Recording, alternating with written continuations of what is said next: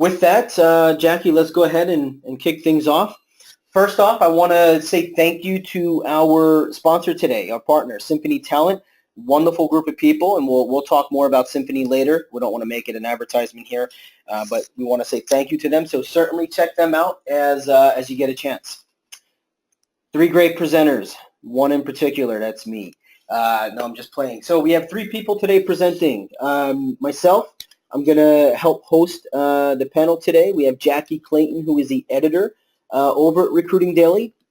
And then we have Mike Hargrove, VP Product Management with Symphony Talent. And so Mike's going to be the star of the show. We're going to have a really in-depth conversation with Mike today, and hopefully we get some good content. However, before we kick off, we're going to start with a poll. So we're going to launch this in just a second. Take a moment and answer the poll for us.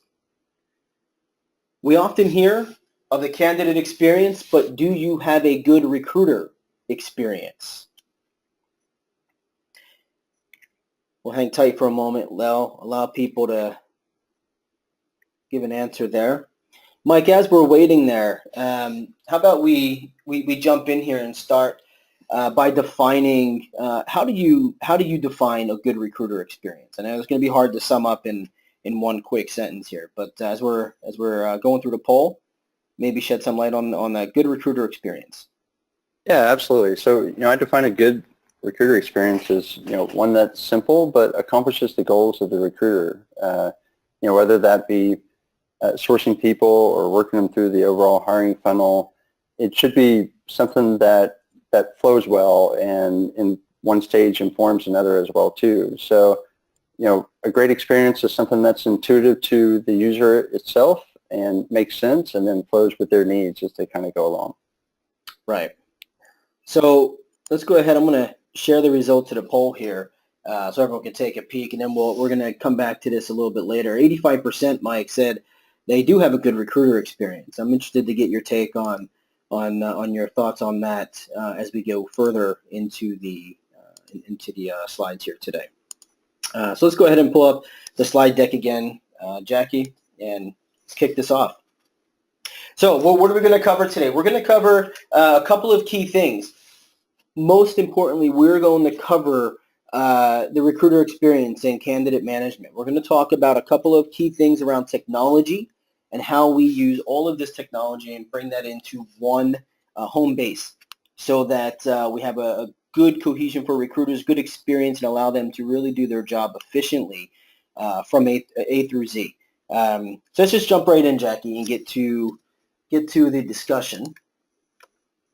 So Mike, let's kick off. Shift in expectations, and let's first start by defining what the shift in expectations mean, and maybe talk a little bit about what the current state of technology is from your vision in HR today. Yeah, so and I would take just briefly a wider view and think about the tools that everybody uses all the time, whether that be Amazon or Facebook, and what those experiences are like, and the personalized natures of those experiences and the way that it's relevant to the person and what they're trying to do.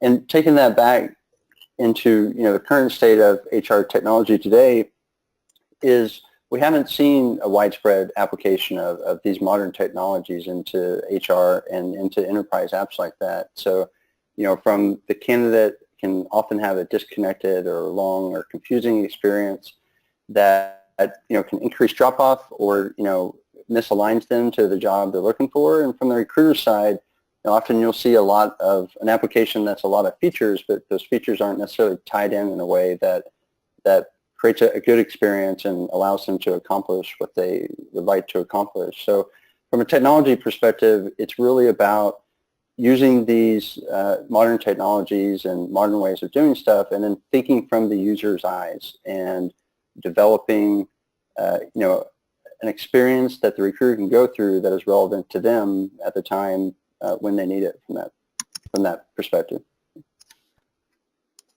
I think it's interesting you said that. When we first started getting prepared for this, I was thinking back to my recruiting days, and we never really, I always say that these processes are like started out of necessity from trying to have an Excel spreadsheet and then creating our own homemade, databases.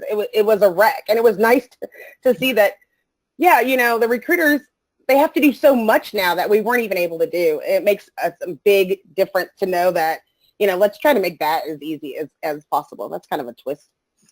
Yeah, no, that's a great point. And I feel like with HR applications today that the recruiters spend a lot of time working the application. They spend a lot of their time, digging through profiles and trying to find stuff, when technology today can do that for them. And I know we'll talk more about that later, but there's a lot that can be done that supports the process and allows, recruitment and sourcers to, build relationships and work people through the process instead of spending all the time, working through the process itself and having to force it along. Absolutely. I wanted to go next. We were talking about skills assessments and the importance of quality. What have you seen, because we kind of talked about, some old school recruiting tips, but what are some of the, skills assessments that you've seen more recently as opposed to the way that we use skills assessments in the past? Yeah, so I see a broad set of assessments and the way we use them here at Symphony, and whether that be skill-based or cultural fit or behavioral or more simulation type assessments, I see those used in very unique ways, and I see that advancing quite a bit. And obviously, it's very important to making sure that you have somebody aligned and that you can gain as much knowledge about how well they're going to perform before they actually start. The way I see them used is really personalized to the job. So you're going to have some jobs out there that are skill based, and it's very important to use those kind of skill type assessments. But then you have a lot of positions that are also relationship based, and how well will they perform. I think cultural fit is one of the newer ones that's out there, and how well do they align to the culture of your organization overall. I think that has a very unique and a lot of promise there as well too. I think simulation is something that I've always been really impressed with. So things like call centers and how well people perform in that type of environment, is a very, very powerful use of assessments. I know we've been seeing that and a little bit in moving even further to virtual reality of actually putting candidates in the space where they will be working to see how they will fit in that environment. Do you think that there should be like a combination, or like what do you see? Let me back up and ask you this. What do you think the most common mistakes people make when it comes to deciding on assessments? I think it's a one-size-fits-all approach. It's probably the most common mistake I've seen out there, where you're just using the same assessment for every single position that you have out there. One thing that we stress is to personalize the experience and the assessments for the type of position that you're hiring for at the time. And so I've seen some clients out there that do use kind of the one-size-fits-all, and I think that does tell you a lot, but I think it can always be taken to the next level and really look at, what does this job need, and what is the fit of this position? How do I really measure that and make sure that I have alignment from the hiring funnel itself? I think to your point about virtual reality, I think that's absolutely the future of it. So, whether it be augmented reality or virtual reality, putting people into the mix and having kind of walk through and act in a real-time type of thing is exactly where that's headed. And I think you reminded me as I was listening to you, sometimes especially when you're doing the cultural fit, you have a company culture, but don't you think there's also culture also varies by department? Oh, absolutely. Yeah. So, different types of folks where you might have a more introverted department as opposed to an extroverted department. There's subcultures within the company's overall culture as well too, and how well they fit and how people play together. It's an important aspect to think about, and that's part of the personalization of assessments and how that plays into the overall measure of how well somebody fits. Awesome. Hey, Mike, I got a question real quick on assessments. Some of the most of the conversations that I have around assessments isn't necessarily about the cultural fit or is it a skills fit. More on where in the process does the skill assessment belong? So I have a personal opinion about it and a best practice as well too. So, and I've seen clients do it different ways, and I think it depends on the organization itself. So I see a lot of folks do it during the apply process. I think with one of our next topics that with more skill type assessments, more longer assessments, that's probably not the best way to go with it. With the rise mobility that we'll talk about next, it's really too much to do on a phone and too time consuming. So how I consult in general to a wide variety of our clients is to do that before the interview, and really to get the profile in, be able to make a sourceable decision or initial screen decision on that person, and then in between the time when the hiring manager decides that they want to move forward with them, have them take an assessment as well during that process, and that way you have that information coming into the interview. Right. Moving on that, I haven't heard of a lot of people doing that, but it also makes sense to use these skills assessments before you decide that you need to open another position. You might have people already on your team. You can run a skills assessment that you can adjust kind of going on the talent side of mobility and get those people around to find out that they could actually perform those duties, and it might change who exactly you're recruiting for as well.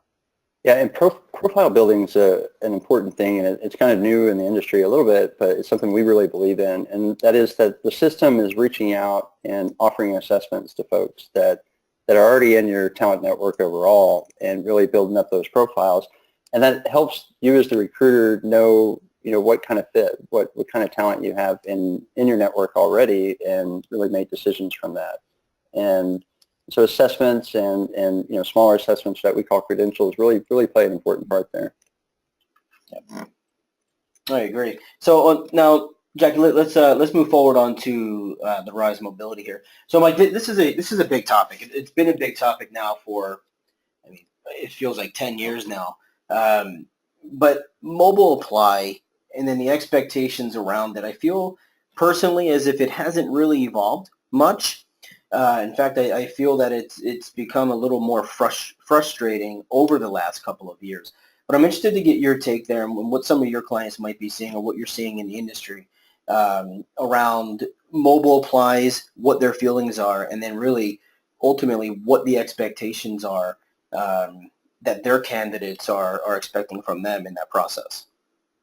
Yeah, let me talk about the current state first, and then we can move from there. I feel like what a lot of organizations have done, a lot of technology vendors have done, have just reformatted the page to look okay on a mobile device, and I think that's a bad move on their part, and I don't think it takes it far enough. Where with candidates' expectations, and I'll extend that out to the recruiter as well too, they should have a good mobile experience, is that people are doing this while they're waiting in line, or really it's the phone and the iPads that are driving this now. And so it's not about just formatting a page to where it shows up. It's about thinking about the mobile experience, what they can do, and that goes into things. It goes into very small details, micro interactions that people take. I'll give a brief example of that. So calendars. So anytime somebody has to enter a date, it's typically easier to just have them enter the numbers as opposed to a drop-down calendar, because they don't work very well on phones. And thinking in those terms and taking it to that level where you can provide a personalized experience that is actually optimal on a phone, not just formatted for a phone, is where it needs to be. And that's, we very much believe in that. And so when we look at the mobile experience, we look at, not how is the page formatted or does it hide something, but really how do people use it on a mobile device, and how do we really optimize that? And not only about the interactions, but also about the length from that perspective as well too. So, one thing we introduced was splitting the apply in two, where the first time they come through, it might be a short apply to get enough information about initial screening, and then at a later stage during the hiring funnel, having them come back and fill out the rest when they're already engaged with you. So it's about thinking about mobile not only from an interaction perspective, but from what you're trying to accomplish. What goal are you trying to accomplish with the experience they have at that point in time? Do you think the multi-part apply process, I'm a huge fan of. Why not use that? And I know some companies do, but what are your feelings on why not use that during the regular apply process on a regular desktop? So that's so I actually advocate for both. That's how it should be done overall. So interactions aside, I often encourage where possible. Sometimes certain requirements at different companies necessitate some types of forms, but I really encourage our client base to think about what they actually need the first time somebody comes through to make a decision on somebody and collect that information, and whether that be on a mobile or a desktop, to push for that and really create a short and uniform experience that allows the recruiter to make a decision or the hiring manager to make a decision, but at the same time provides a short experience for the candidate as well. I couldn't agree more. I absolutely hate it when you go into an application, and we apply to things all the time here because we look at software all the time, and everyone knows the horror stories, right? It's 30 pages long, it takes forever, then you've got the assessment, you've got all these different parts. There are a couple that I've come across recently where, and they're kind of taking the job board approach where give us your basics, give us your vitals, let's get into the system, and then you can come back later and complete that. But in the interim, I'm getting reached out to by the recruiter or by the company itself with whether it's one-to-one or it's maybe some content or something like that. But in the end, I didn't have to waste all of that time. They're giving me that information in the interim and allowing me to make that decision. I think that creates not just a better experience, but it's also going to create, I think, a better applicant if they're if you're self-selecting each other or self-selecting yourself into that the full process there. Oh yeah, I agree, and we actually believe in automating that process. So we don't feel like the recruiter should have to reach out. Let the system, let technology do that for you, and take it to that level, so that the recruiters can worry about recruiting, and we can worry about building the profiles up for them. Right. So I know this isn't part of the mobility part, but you bring up a good point, and it's I mean, gosh, it's a forever long debate. Automation versus personal versus picking the phone up and all of that stuff that a recruiter has to be involved with. How much of this process do you, and I know you advocate for that, but how much of this process are you seeing in the industry now being automated? That in between reach out, the scheduling, the communications, the content sharing, building the profile. Are companies really doing this today? So I feel like it could be better. So I see it in light, and I see it's over years ago, something like that. But where we've decided to take it and where we've taken it so far is that really, and this kind of flows in the next topic a little bit, but really we can use AI and other technologies to really not only reach out in a proactive manner, but do that in a personalized manner, which is very important. So, if I'm talking to a nurse, I want to talk to them about nursing items in a way that's relevant to them, to give them that sense of, personalization as part of the process. Anytime that, you personalize an experience for somebody, you really get a lot of engagement back. And so if they feel like you're putting something into them, they're going to give you something as well, too. So, I feel like the state of the industry can be a lot better. And, today we have technology that's out there that, you see all the time through Amazon and other sites that needs to be applied to HR and done so in a way that is enabling the recruiter from that perspective. Gotcha. So let's just get the big elephant out of the room when we talk about AI. Do recruiters or hiring managers really need to fear their job here? I mean, absolutely. No. Yeah, absolutely not. Pardon me. Yeah, go ahead. Yeah. Well, no. I mean, it's just. I know it's going to be out there, right? It's the Go for it. I'll let you talk about it. Yeah, there's a lot of hype around AI, and it's not just in HR, but everywhere. And so this is an area of expertise for me. And let me tell you what AI is good at. It's good at replicating a human's decision, a decision a human can make in 1 second. But it literally has to be, you have to have developed technology that thinks about that one decision. So so what's the power of that? The power that the system can do is really do that 1 second decision a million times at the same time. And that's where you see some benefit from there. So there is no world in the next 50 years that we're going to be able to replace the recruiter with AI. What we can do and what we should do is enable the recruiter with AI and provide a better experience by using artificial intelligence to, help them with their job. The insight that a person has in their job and the expertise they build up, those are, millions and millions of different 1 second decisions that, have to be taken, and only a human can do that. And so while I've read articles about, should recruiting be worried about AI taking over, as somebody that's an expert in this area, there is no world where it's going to take over the recruiter as an individual. That's an important concept. But what it can do is take recruitment out of having to focus on the process and start focusing on the people.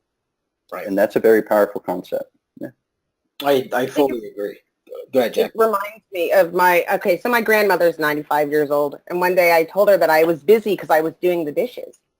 And she asked me, she goes, "Don't you have a dishwasher?" And I said, "Yeah, I have a dishwasher." She said, "Well, then you're not doing the dishes. The machine is washing the dishes."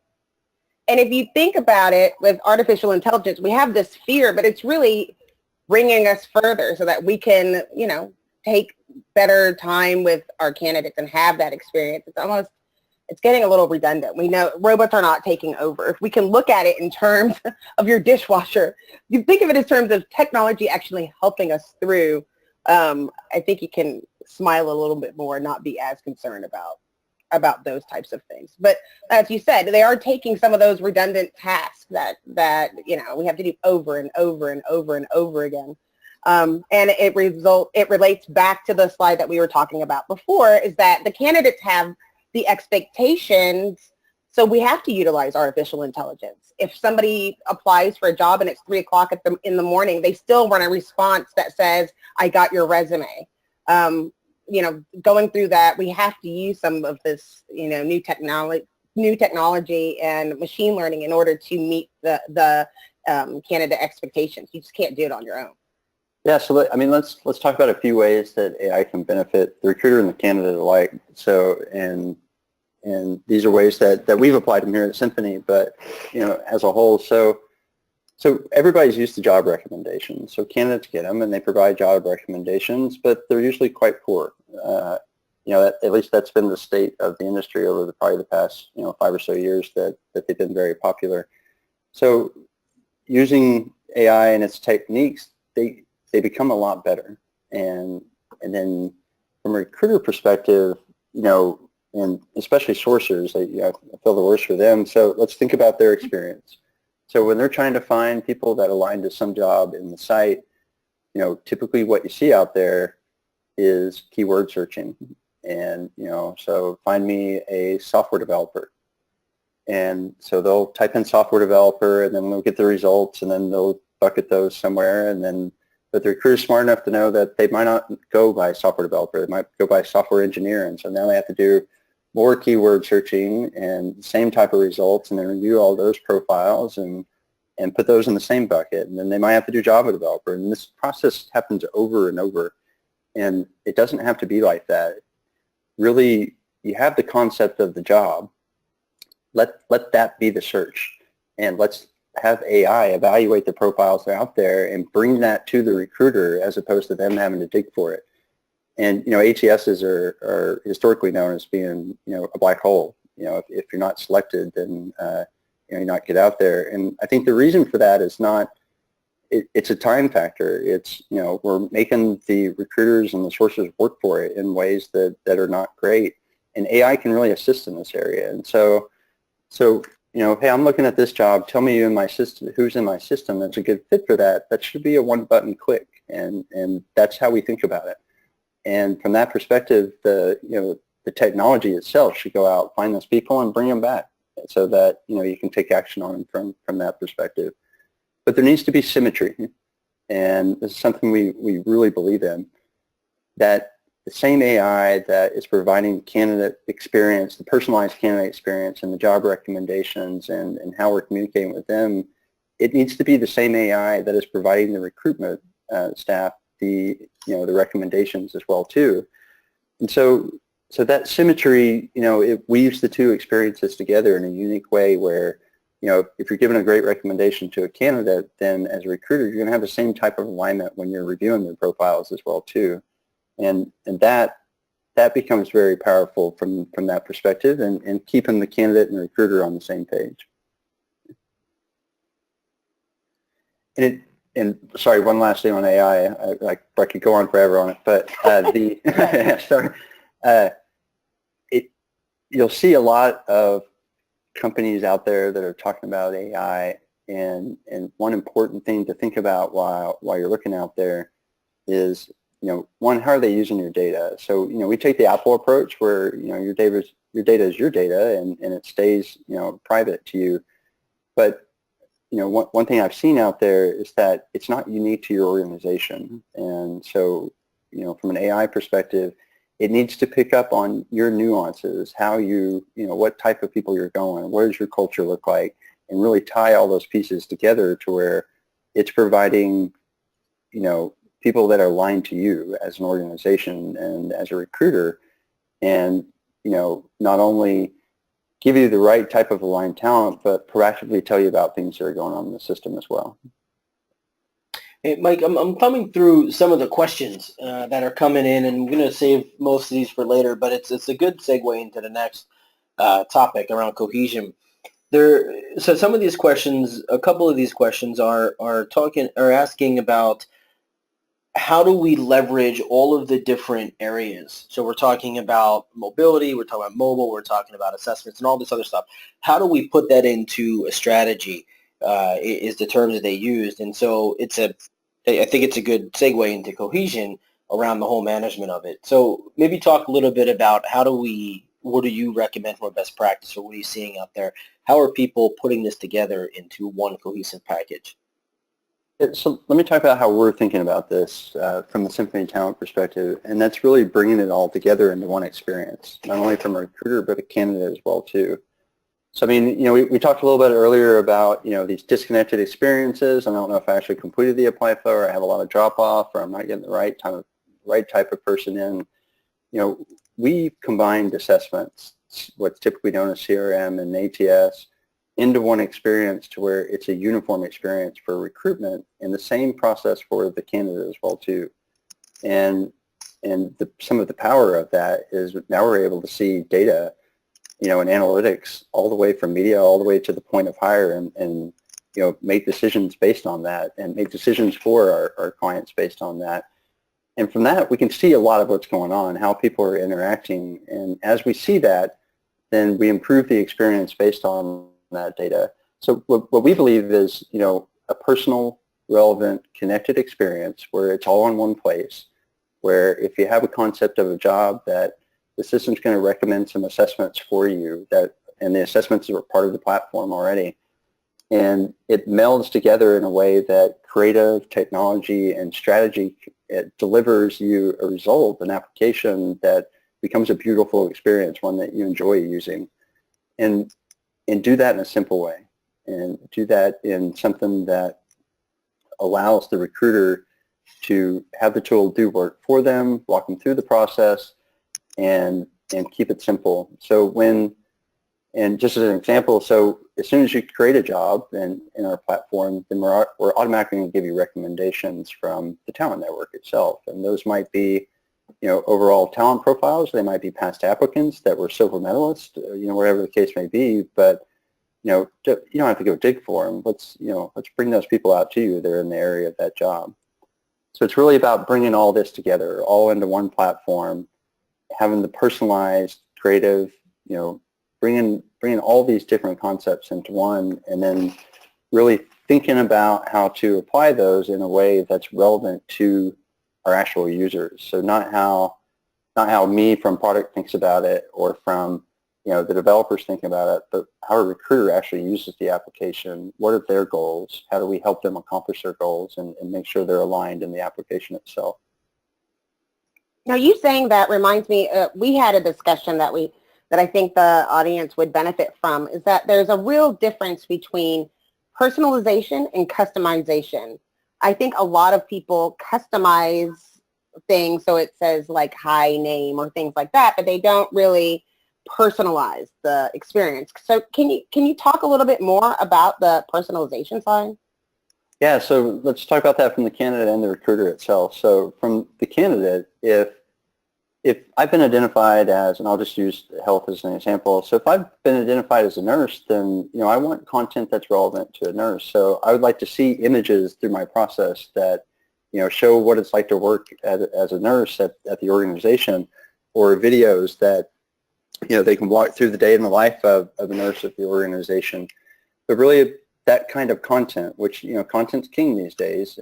Google has established that for many years now, and it's only increasing with as the years go on. The better the content you have, the more alignment you're going to have people out there. It's about search and personalization now. So it's not about just sticking a name, like you said, in the email and having that kind of merged in. It's really about identifying what type of person you're working with and really speaking to them on a level that's relevant to them. And the results that you get from that, the engagement that you get out of that, it's just incredible. The results we've seen coming from that have just been amazing. And then from the recruiter side, the same thing applies. So, I'm a recruiter and I'm looking for this job, and, personalize the information that you're showing around the job that I'm looking at. Show me the right type of people from the start. Show me assessments that are aligned to that. Give me the best practice and allow the technology to do that for the recruiter, as opposed to them having to think about that every single time. Absolutely. Yeah. So go ahead. I'm sorry, Jackie. No. I'm just appreciative that he answered that question, because I think it's really important. Like, what I was going to ask is, in this process, putting all this together and allowing, I think people are going to hear allow the technology to do all of this stuff, which obviously we're all huge fans of. But just so that those listening and those that will listen to the recording, if we're allowing technology to do all this work and putting all this together, where is the recruiter's position in this process? Where do they touch? So they still make the same decisions. What we're trying to do is optimize how they apply their time. And what that means is that, and let me provide an example of that. So, as a typical recruiter, and I have a bunch of applications on a job, I typically look at that from the newest apply to the oldest, and that's how I go through my screening process. Now let's draw a comparison between that and searching on Google. So Google doesn't give you those results by the newest site that was out there, the most recently created site. They give that to you by what they think is the best link for you.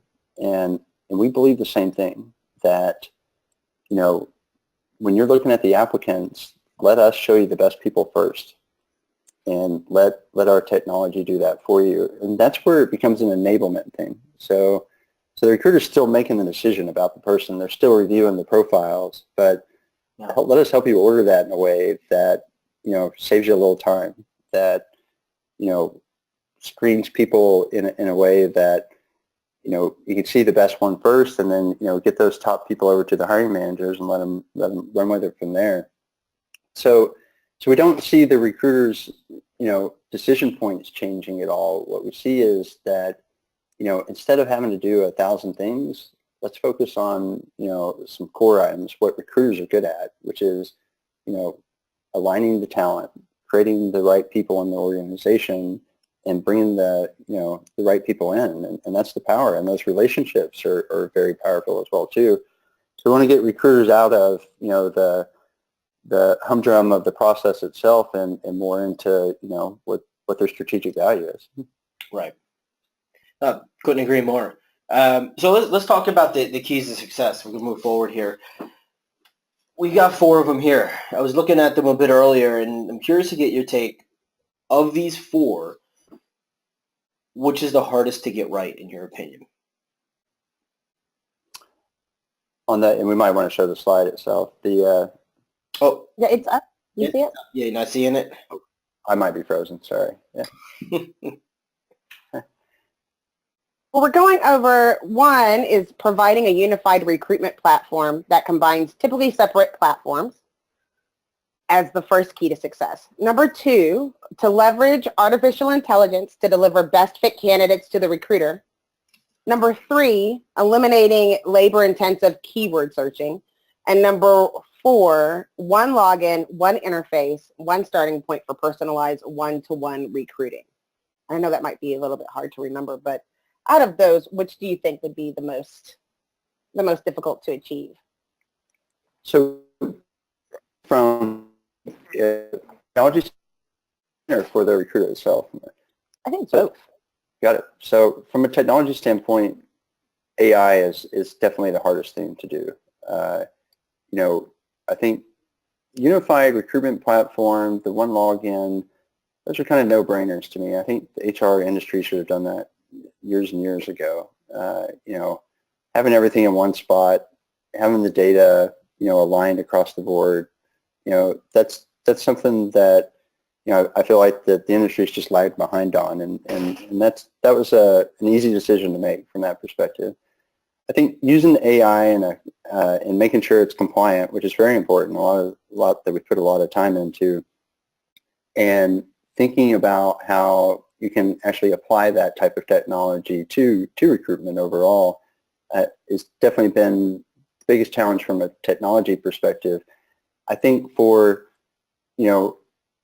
recruiters themselves, that they just benefit from these things. So having a unified platform, having AI that works for you, and eliminating a lot of these time-consuming processes, that it's something that they can take the benefit of and going from there. But really, if I was out there evaluating, I'd be looking at,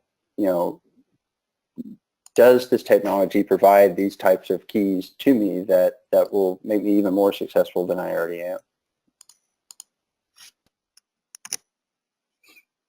I absolutely agree with that too. I think there's just the whole role of being a recruiter has just changed so much, and everything that you have to do, that you have to streamline the processes at some point.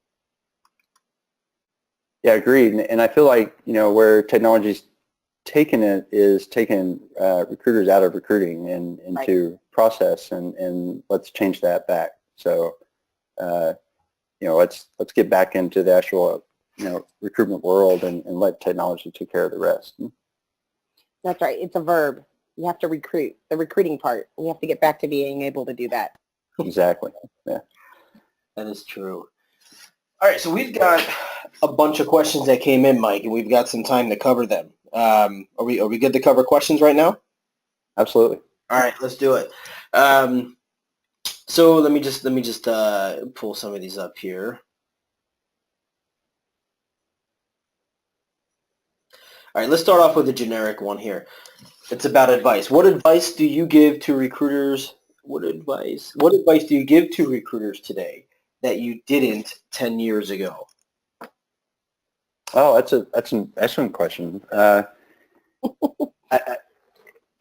I think it's become a lot more about experience today. I talk about that more in more recent years, and kind of how to optimize that than I did 10 years ago. When I think back to some of the older systems out there and how we did it, it was more about, it was kind of a feature race back then. So it was like, do you have this feature? Do you have that feature? That type of thing.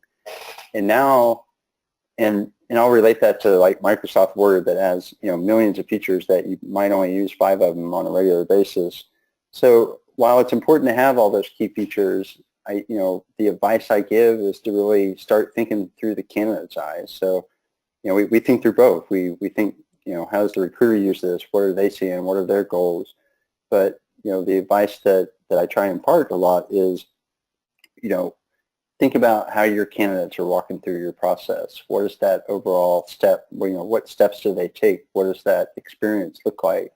So I spend a lot more time advocating for that type of perspective for recruitment, and a lot of times I'll, working with a client, I'll pull up their apply process, and it's been a while since they might have seen it. and to review that. So I think, that's the type of advice that I spend a lot more time, in more recent years as opposed to 10 years ago.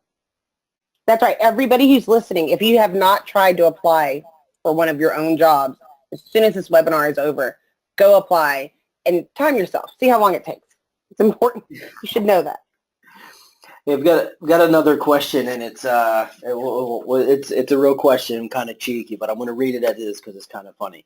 How do people under 30, and it says, no, I won't say millennials, perceive a candidate experience?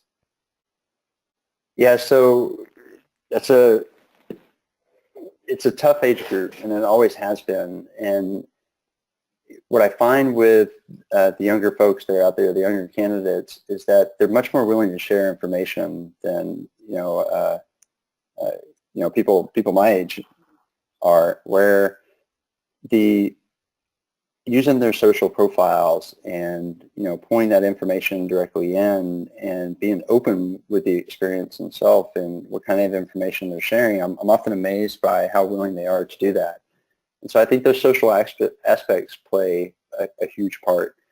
But I think the personalization and the creative aspects of the experience play heavily there as well too, where they grew up on Amazon, on Facebook, where everything's personalized to them, and from that perspective, that's an expectation they have coming into it, and to be able to talk to them in a way that aligns with how they view technology, what good technology is, what a good experience is critically important to reaching that audience. Here's another question. It says, this sounds like a tool that makes the process seamless. However, it seems comprehensive and developed for larger enterprise teams. Would this work for boutique firms as well? Yes, it will. So it's designed to, so we've tested on all sides of different companies, but we've designed the application in a way that it can be used by any type of organization, whether it be professional or enterprises, or typically have a large hourly workforce attached to them. But it's designed for boutique or medium or large. It's meant to be a simple process that, while it has all the functionality that an enterprise might need and would want, it's optional as far as the what pieces of that you choose to use from that perspective.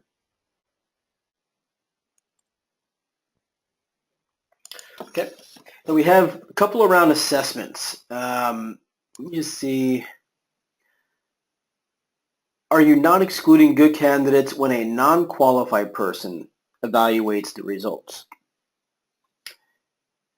So I guess that's really on this. Yeah. Let me read that again. Are you not excluding good candidates when a non-qualified person evaluates the results? I guess they're questioning the value of the assessment itself. Not the Oh no, that's a fair question. So and I'll put that a different way, and I hope we get it right here, is that the person that's evaluating the results needs to have the context of how to evaluate that. And if it's not done properly, then you could be misaligned and inadvertently get rid of somebody that is good. I don't think assessments are the only answer. So I think that needs to be taken into context with other information as well too. So I use assessments in my own hiring here at Symphony, and I take that in tandem with the interview, and and let me talk about some of the aspects on how I do that. And so I look at are they going to be a fit for our culture? Do they have the skills that they need to do that? What type of person? How would they work with the team overall? And different assessments that we use for different positions informs me coming into the interview process on what type of person I am. Sometimes, especially in technology, it's hard to find people that have the exact skill set that you're looking for, and so I look for potential. And if I only looked at a skill-based assessment around a very specific technology, I might miss the person that has the potential to learn that very quickly and really exceed in that. And so I take those things into account as we're doing it. Now we have, here at Symphony, we have a professional organization that can do job analysis and kind of work through that and make sure that the bands that the assessments are graded on are aligned to the your organization, your unique organization itself. And, I see a lot of that work going on, and I think that's powerful as well too. But, it's a very good question. I think you have to take an assessment in the context of everything else that you have as well too. We had, this kind of relates to this next question. I saw it on Twitter today. One person said, make sure that you update your resume with a bunch of buzzwords. And the response was, don't put a bunch of buzzwords, put more of your experience. And it kind of reminded me of this question. Do keywords drive the decision on who is the best fit candidate? I think that's referring back to a little bit of the AI that we were discussing earlier. Yeah, so keywords are, they're important, but they're less important now. So, I think, and I'll use kind of a negative example to start with. I think what, at the start of this type of technology, what you saw was they would just change your resume and put some keywords that were in the job itself. It's become much, much less important now because we know similarity between words. So we know that this keyword equals these other keywords, that might not be in the job description itself. And so we can alleviate that type of thing. I often do not recommend that people, anytime you're submitting a resume, I recommend that you just speak to who you are and what your experience is and how you view that. I think, to me, that's, when I'm more of a hiring manager perspective, but when I look at those resumes, that's the type of thing I look for. If I see a resume with a bunch of keywords in it, I, would typically kind of roll my eyes at it and I discount that less. It's when people make statements in their resumes that show, what they actually do. That's what kind of opened my eyes to that person a little more.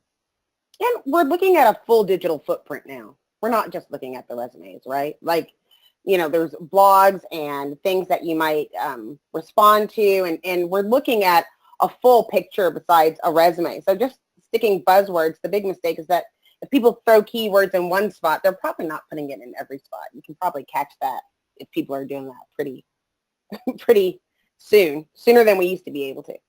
Yeah, absolutely. So we're living in a world of near perfect information where, one piece of information that be in a resume is not going to be the only thing that we have to make judgments on. And that's where things like assessments kind of fit into that, and social profiles and pulling all that together and having a uniform view of that.